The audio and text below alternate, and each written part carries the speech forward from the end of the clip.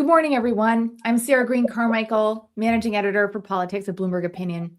Last night, President Donald Trump delivered a State of the Union that was part economic speech, part campaign speech, and kind of part awards ceremony. Here with me to analyze the almost 2-hour address, which was the longest in history and breaking his previous record for longest speech, are Nia Malika Henderson and David Drucker, two of our politics columnists. Welcome, David and Nia. Great to be here. Good morning. I'd like to start with one of the more dramatic sections of the speech, which was the exchange on immigration. This came maybe an hour or so into the speech. It was probably, in some ways, it may have been after some Americans went to bed, although these days probably more people will see clips online than actually watched it live. Let's see a clip and then we can dive into what happened there. That is why I'm also asking you to end deadly sanctuary cities that protect the criminals and enact serious penalties for public officials who block the removal of criminal aliens. In many cases, drug lords, murderers all over our country, they're blocking the removal of these people out of our country, and you should be ashamed of yourself. So that moment came as Trump was seeming to criticize protesters, particularly in Minneapolis, which is why you saw Minnesota Representative Ilhan Omar shouting back there, who have protested the mass deportations that Trump has been conducting over the course of this term.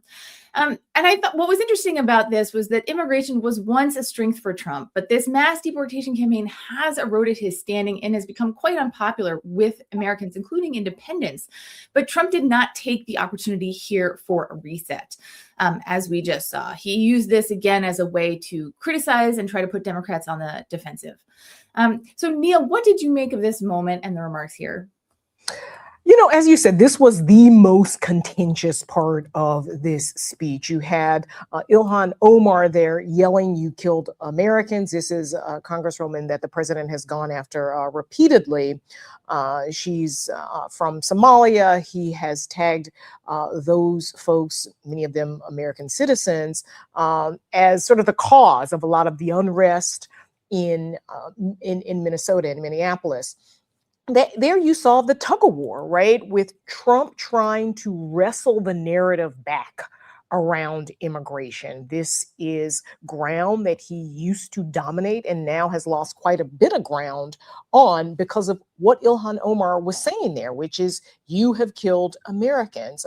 Fact check true. 2 Americans died in Minneapolis because of this mass deportation effort. This is an effort that Donald Trump campaigned on, that many Americans supported, but the data, even going back as far as, August, September, Americans didn't think that the U.S. government should spend so much money, time, and effort rounding people up. These are people that the administration has called the worst of the worst. But again, if you look at a lot of the data and a lot of the images, quite frankly, that are coming out of these cities, Americans got rounded up.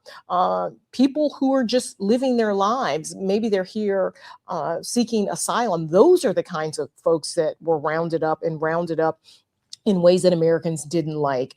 So I thought that was, that clip is very much an encapsulation of what's going on here with this dueling narratives. And right now, the narrative really is on the Democrat side, with Americans saying, listen, this is an administration that has gone too far on this issue that they used to trust Donald Trump on. Yeah, it struck me also is, David, you wrote a column for us about how Trump has really squandered his political advantage on immigration, which is an issue that he has long had a political instinct for. And what you've seen in recent months is as his polling has declined on that issue, Americans have leaned in and become more aggressive in pushing it, as Nia was saying. Did you see any of his sort of gambits last night as likely to be effective in putting Democrats back on the defensive and sort of restoring his own standing?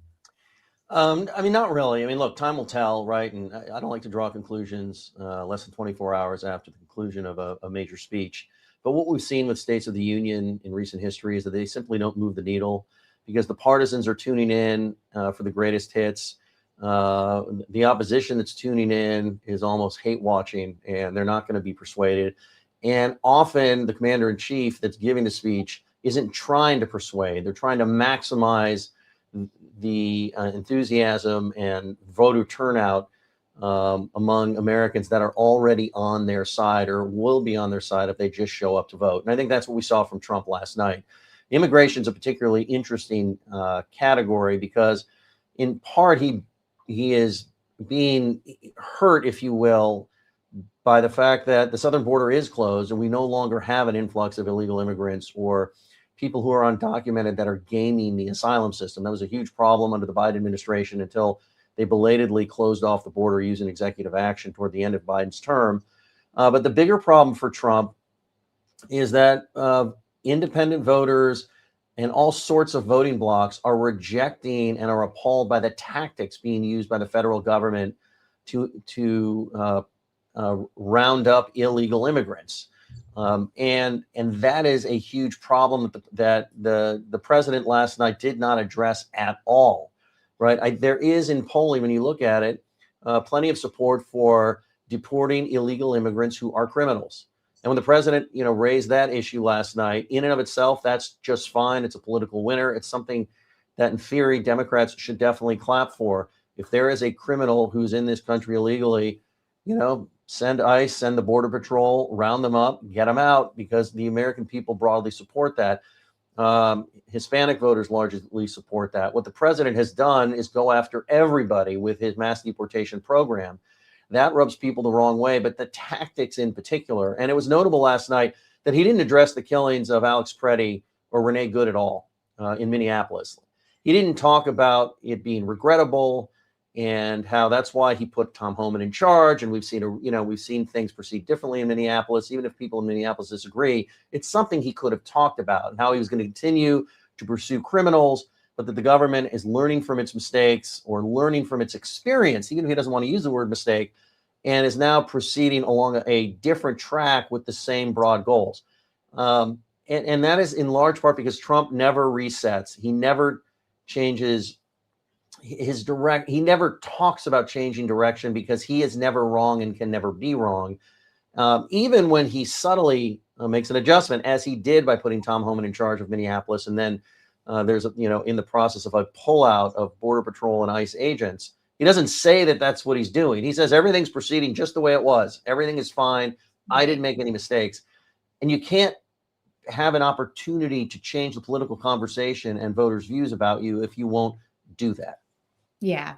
I will remind listeners that you can post questions for us below on whatever platform you are watching, and we'll try to get to those if we can. And I will also remind you that we have a very data-driven piece on Bloomberg.com right now on the 12 metrics we use to judge if President Trump is delivering on his promises. I thought that the immigration part of the speech was a really interesting contrast to the economic part of the speech, because the immigration part of the speech was very scary. It was full of stories of murdered women and maimed children, and it was very grim. And then the economic part of the speech was like, everything is great. America is hot. We are so tired of winning. Like, it was really kind of like Biden's economy was bad, but I fixed it and prices are down. But this also does not really reflect how Americans feel about the economy. I think there was a poll Pew Research released just before the State of the Union that said 7 in 10 Americans feel like the economy is either poor or meh. I think they actually said fair, but I say meh. Mia, what did you make of the economic part of the speech, and how persuasive will it be? Listen, it doesn't match with how Americans feel, and it's very hard to change how people feel just by sort of handing them a pair of rose-colored glasses, right? The economy is something that Americans experience every day. And Trump touched on this, right? It is true that gas prices are fairly low. Eggs have, in fact, come down from their highs about a year ago. So there have been some decreases in terms of, prices at the grocery store.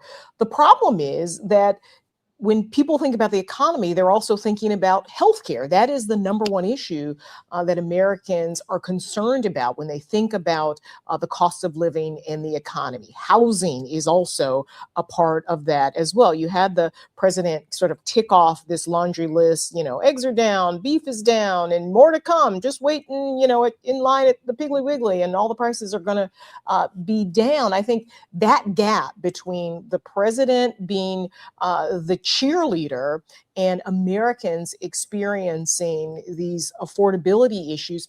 And not just the idea that it's hard to kind of maintain, but it's also hard to move ahead, right? You think about not only the cost of healthcare, you think about the cost of elder care, of childcare, of college, of summer camp, of clothes you want to buy for your kid on Amazon. There is a slight increase in terms of those prices. So Americans daily really are experiencing amount of sticker shock that this president claims that he has solved. He had claimed that Americans are in the golden age, and I think that's going to be his problem. It's a problem we saw with Biden, this idea that, oh, look at the numbers, and if you look at the data and look at the CPI and the all those metrics that our Bloomberg audience knows very well, that's not how average people who have to balance a budget and pinch pennies and worry about how many bags of groceries they can get to feed their family on $100. That is not where the president is. He was there more last night. Susie Wiles was very happy, I'm sure, with the speech, because she's been imploring this president to talk more about affordability. He was supposed to go on tour and talk about this. Apparently, tomorrow, J.D. Vance is going to go to Wisconsin and talk about what the president has done. But if there is a mismatch, and there certainly is now, between what Americans feel, what Americans experience, and how Trump is touting his success, then that's going to be a problem. They're going to see a president that is largely out of touch and seemingly unconcerned with how they are living. When they look at the question of, am I better off than I was a year ago because of this president and because of Republicans, that's not going to be a good answer for Republicans come November. Yeah, well, it's interesting too, because I think when President Trump talked about the price of eggs, that was a really big deal in 2024. Mm-hmm. But the price has gone down, and gas prices and a couple prices have gone down. So it was weird to hear him kind of focus on things that have gone down, when if you look at polling, polling from 24 was that groceries were Americans' biggest concern in terms of affordability. If you look at polling now, it's healthcare. So that's a real change, but he wasn't really speaking in detail to the kind of shifting landscape of affordability. It felt to me like he was sort of fighting the last war. David, how did that part of the speech strike you? I mean, do you think that, as Nia suggested, he's sort of falling into the Biden trap of telling people, look at the data, not listen to your vibes? Yeah, that's exactly what's happening, Sarah. And I've written for us about the difference between macro indicators and the micro experience that Americans have every day. And just like when Biden was president, Donald Trump can point to the macro indicators that show a resilient American economy. Right, the stock market's hovering around 50,000. It's above it. It's a little below it. It's doing fine by every measure. And we've seen a reduction in inflation in certain sectors, although not all sectors, and so on down the line.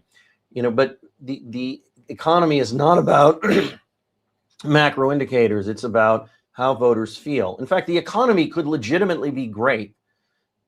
The kind of economy every president would hope for. And if for whatever reason voters aren't happy, then it's not working politically, and you're going to pay a price.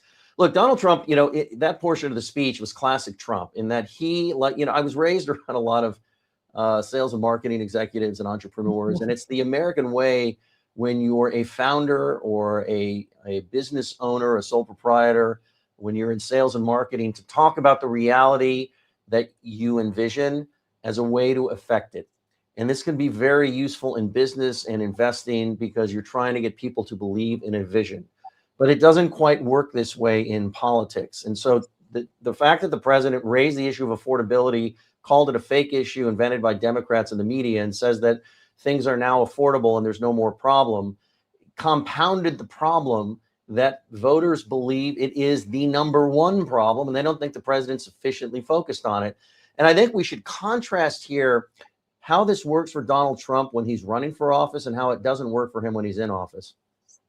That whole vision thing, to quote George Herbert Walker Bush, Trump is very good at it as the out candidate when people are unhappy with the status quo, because people see a guy who's optimistic, who believes in American greatness, and who has a vision for how your life is going to improve, and because he understands what your problems are. When he's in office, and we saw this in 2018 and 2020, and now we're seeing it in 2026, and he tries to tell you that everything is wonderful, what you're now hearing is a status quo politician who doesn't understand the pressure you're under, and voters cannot stand that. It's one of the things that it's one of the worst things you can do as an incumbent. And true presidents get a little bit more credit than they deserve, but also a little bit more blame than they deserve. But that's just part of the job. And I don't think the president's striking the right balance here to at least put himself in a position to be in neutral as voters assess the job that he's doing as president. I think that's a really good point. And I was also struck last night about how at times it sounded like Trump is just more comfortable campaigning. He's just more comfortable saying everything is bad and I will fix it. And then he's kind of in this awkward position of being the one in charge and then saying, and also I am fixing it and have fixed it, but everything is still bad. You need me to keep fixing it. And it was just created a little bit of tension in this speech, I thought. I also was just very struck by how he continually seemed to still be running against Joe Biden, who was ultimately not even the person in the race against him in the end. He was forced out of the race. But the number of times he kind of talked about Biden and the problems with the economy and the problems with immigration under Biden, I just thought, here we are in 2026. And it just seemed odd to me. He even had a little mention in there of, his theory about the 2020 election being stolen. So it was just kind of an unusual State of the Union in that respect. I'd like to hear a little bit about tariffs, because this was also kind of one of the more memorable moments of the speech. And I think it comes naturally as we've been talking about the economy. It's his signature policy. So let's have that clip. And then just 4 days ago, an unfortunate ruling from the United States Supreme Court. It just came down. It came down. Very unfortunate ruling. But the good news is that almost all countries and corporations want to keep the deal that they already made, right, Scott? Knowing that the legal power that I, as president, have to make a new deal could be far worse for them. And therefore, they will continue to work along the same successful path that we had negotiated before the Supreme Court's unfortunate involvement. So there was a kind of a Real Housewives of DC moment in a way, with Trump sitting there as the justices sort of awkwardly, or maybe it's more of like a British humor, sort of awkward humor moment. But yeah, so you had the justices there listening, you had Congress there listening. Nia, what was your sort of reaction to that moment from Trump? Well, listen, he was restrained. I think going in, many people, including me, predicted that he would be much harsher in his tone towards the Supreme Court justices, the way he sounded on Friday when the decision came down. So he just merely said that he was disappointed. And he also just suggested, everything's fine now. I don't need Congress. We'll just carry on here with the tariffs. The question, of course, is, he has implemented this 10% tariffs. He said it was going to go up to 15%. Not clear whether or not that's going to happen. There is this billions of dollars hanging out there that companies are likely going to sue for. Americans might wonder, are they going to get a cut of the action, having paid these tariffs in many instances? This, again, to David's point about this being a president that never backs down and never admits that his policies are wrong or that he is wrong. That was what he was doing with tariffs. He even made the claim that tariffs are going to be so lucrative for America that at some point the tariff money could replace income tax, right? Which just mathematically is not possible. And the other thing I think the key to remember here is that Americans understand that tariffs cost them, that tariffs are taxes. They do not like the tariffs, and they see them sort of operating in their own lives. And so the fact that he's doubling down on this is, odd. I don't think it's politically advantageous to him, but here we are. He has essentially absolved Congress of doing anything, of sort of making his tariff policy into law. I'm sure they're glad about that because they realize too that the tariffs aren't something that Americans like. So we'll see. This is a policy that the president has used in all sorts of ways to bully foreign nations into doing what he wants them to do. I think at some point said, yeah, part of the solving of, I don't know if it's 8 or 9 or 20 wars that he solved. He said part of his ability to solve those many wars was because of his tariff policy. So this has been, a Swiss Army knife type of policy, but it has been reined in and rebuked by the Supreme Court that in lots of other ways has backed this president as he tries to expand the power of the executive. Yeah, and we've just got an interesting related question from one of our TikTok viewers. So the question is, why don't Republicans care about the deficit anymore? It's exploding. And what I think is interesting about that in the context of these tariffs is that Trump has said both that they will somehow reduce the deficit and also that they will apparently replace income taxes and also that they will be refunded to Americans in some form as some sort of dividend.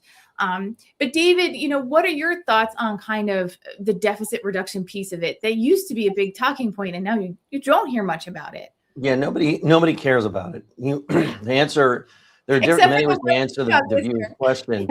Number one, voters don't care about deficit reduction. Apparently he does. He's in the minority, number one. Number two, the Republican Party is less traditionally conservative and more populist than it was 10 years ago, right? I mean, there was the era, during the Obama era when Congressman and then later Speaker Paul Ryan sort of willed the Republican Party not just to talk about reducing the deficit, but supporting entitlement reform programs that would bring the two biggest drivers of federal spending under control.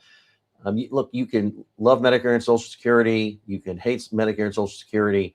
They're on autopilot by law. The Congress does not have to reauthorize spending for them every year, and they just adjust and go up as Americans who use those programs need more and more, as we have more and more retirees and fewer people paying into them because of lower birth rates.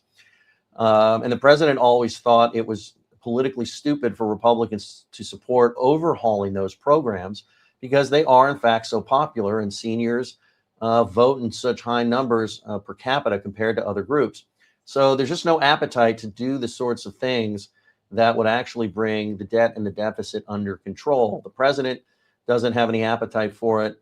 A more populist Republican Party that follows almost as every whim has no appetite for it as a result, but partially because their voters, their own voters, even in very gerrymandered conservative Republican districts, aren't clamoring for this at all. And everybody believes the canard that waste, fraud, and abuse will solve the problem. We should cut down on waste, fraud, and abuse for all sorts of reasons. It won't solve this particular problem. And of course, the president, as we saw last night, as stubborn as ever on his tariff regime. He continues to believe that it is working and will work, and there's a huge disconnect there. And while the American economy, as it was under Biden and under previous presidents, was very resilient over the past year and didn't crater the way some people had predicted, it's being held back, and it's not working in the manner in which the president says it is. And last night, he didn't even say, listen, I'm going to need your help in 150 days. I think it's section 122 of existing law, of one of the existing laws, or one of those sections, where he has 150 days to implement this 15% or whatever percent he decides tariff. And then Congress has to approve it or it goes away. And he didn't even ask for help on that. He just said, everything is fine. Nothing has changed. And in part, finally, I just have to say, it's because the president doesn't want to work with Congress. He finds it annoying. He wants everybody to have to come to him to ask him for things. And he wants to be solely in charge. And the idea of going through committees and going to the House and the Senate, he obviously does it with government spending because he just has simply no other choice. But he finds the whole process just gets in his way, and he doesn't really want to be bothered with it. Yeah. It's interesting, too, that you mentioned sort of the economy being held back. That President Trump loves to brag about the American stock market, and U.S. stocks did rise over his first year in office. But what often goes unsaid is that foreign stocks rose even more in that time. So you could look at that data and make a case that indeed, there is a headwind that our economy, robust though it is facing. I want to conclude by we've spent a lot of time talking about the substance of the speech, which I think is appropriate, but these are big TV moments too. So I think the sort of the gloss, the shimmer, the showmanship does matter. You could argue that Democrats don't always pay enough attention to that in our politics these days. So I'm wondering, were there sort of moments or a moment that really stood out to you? I think, and I'll go first, host prerogative. To me, what really stood out were some of the medals that he awarded, particularly the Congressional Medal of Honor to Chief Warrant Officer Eric Slover. The Maduro capture was a controversial mission. Many Americans didn't support it. At the same time, I think a lot of Americans would take a lot of pride in watching Slover get that medal as he was leaning against a walker, supported by his wife. So that was one of the moments that, to me, I thought, really showed Trump's ability to kind of understand, despite all of this sort of other issues we've talked about tonight, to understand kind of the American mind, American heart, and kind of put on a show that Americans would, and many Americans would feel good about. Nia, what was a moment that stood out to you? It's got to be the gold-winning hockey team, right? That just to see them there, they haven't won in decades. That was a real moment. I'm not a hockey fan. I didn't even really watch much of the Olympics, but that was a key and special moment, I think, for a lot of Americans. The sort of flip side of that is that the gold-winning women's hockey team was not there because Trump sort of made a flippant remark when he was speaking to the men's team and said, "Oh, I guess I have to invite the women too." He clearly didn't really want them there, but in that moment he said, "Oh, they're going to come to the White House later." I'm not sure they will. I think they're going to party with Flavor Flav out in Vegas at some point. But just to see the hockey players there celebrating with their gold medals and their nice USA sweaters and everybody in the chamber cheering, that was a real moment. Even the Democrats clapped for that. Yes. David, what was the moment that stood out to you?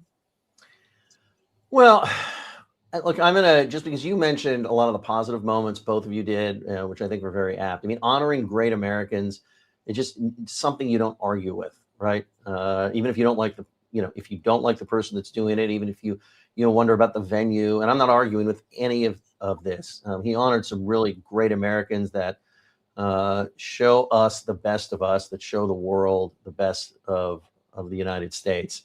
But I will just go in a different direction just for the sake of variety here and talk about what he didn't say on Iran. And, he mentioned the situation with Iran, and he talked about, his goal of permanently denuclearizing Iran in a way in which they wouldn't have a program in which to even develop pieces of components that could lead to a nuclear weapon, right? I mean, that granular.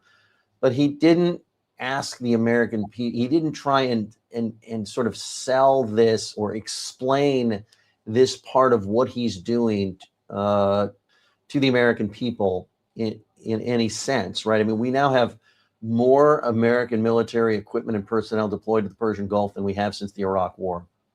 It's led everybody to believe that we must be on the verge of doing something, or we wouldn't have that much hardware and personnel over there. And yet the president didn't make a case didn't fully explain what he wants to do there and how he wants to go about it. And he did not, again, involve Congress and say, listen, this is a major goal for the United States, and we're all in this together. And preventing the world's biggest state sponsor of terrorism from achieving nuclear weapons capability is something everybody can get behind. And it's something everybody can understand, even if you argue about tactics. And the president didn't even sort of make an attempt to involve everybody in his decision making. He obviously will eventually have to be the one making the decision, whether people like it or not. But he didn't really invite people in to the process, and so that they could be, at least move along with him as this situation progresses. And I just thought that was a real missed opportunity, because that's the kind of thing that's not going to be as partisan as many of the other topics he discussed. Yes, it's funny. For a 2-hour speech, there were definitely some missed opportunities. There was lots of defending and lots of storytelling, not a lot of explaining, not a lot of persuasion. Thank you both for joining us this morning. Thank you to everyone who watched. If you are eager for more of a sort of detailed data breakdown on how this president is doing, we have that at Bloomberg.com. It is the 12 metrics that tell us how Trump is delivering on his promises or not. Thanks again, everyone, and we'll see you again soon.